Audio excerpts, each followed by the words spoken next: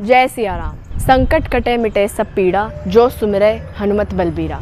जो भी भक्त हनुमान जी को अब उनके संकटों में दिल से पुकारते हैं, दिल से याद करते हैं, उनके संकट अवश्य दूर होते हैं। कई भक्तों को ये डाउट रहता है मन में कि हमने हनुमान जी को बहुत पुकारा अपने संकटों में, लेकिन उन्होंने हमारी नहीं सुनी और हमारे संकट दूर नहीं किए। लेकिन जितने भक्तों को ये डाउट होते हैं, उन्हें दूर करने के लिए एक ऐसा प्रसिद्ध प्रसंग है जो कि मैं आज आपको सुनाने वाली हूँ। श्री बाबा नीप करोड़ी जी महाराज, जिनको हनुमान जी का अवतार माना जाता है, वो स्वयं अवतार हैं हनुमान जी के। उनका एक काफ़ी प्रसिद्ध प्रसंग है जिसे सुनने के बाद आपके मन में जितने डाउट है वो ये क्लियर हो जाएंगे। तो ये प्रसंग है 1971-72 की बात है। एक भक्त हुआ करती थी बाबा जी की, जो काफ़ी अनन्य भक्त थी। उनका नाम था शकुंतला शाह जी। वो एक बार इलाहाबाद गई। वो काफ़ी भक्ति करती थी बाबा जी की, उनका ध्यान करती थी, उनका सुमिरन करती थी, हनुमान चालीसा का पाठ करती थी।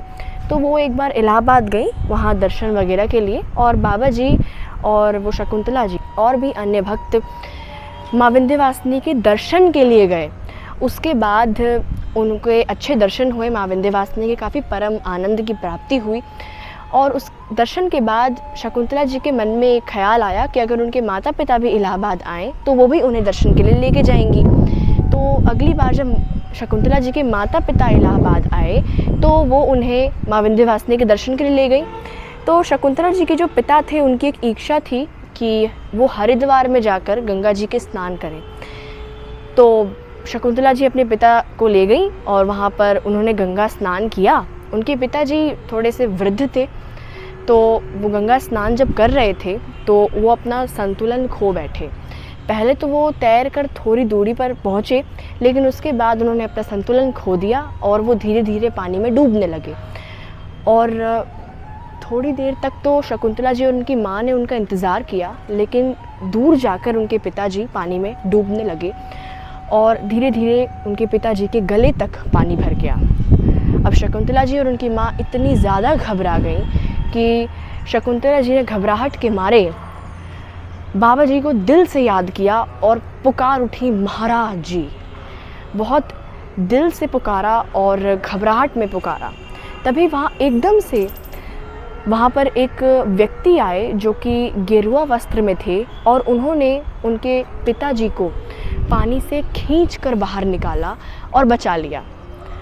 उसके बाद शकुंतला जी काफ़ी खुश हुई और अपने पिताजी के पास गई, उनको उपचार दिए और उनकी देखभाल की, उन्हें संभाला। लेकिन उसके बाद शकुंतला जी के मन में आया कि जिन व्यक्ति ने उनके पिता की जान बचाई, एक बार ज़रा उन्हें भी जाकर धन्यवाद कर दूं।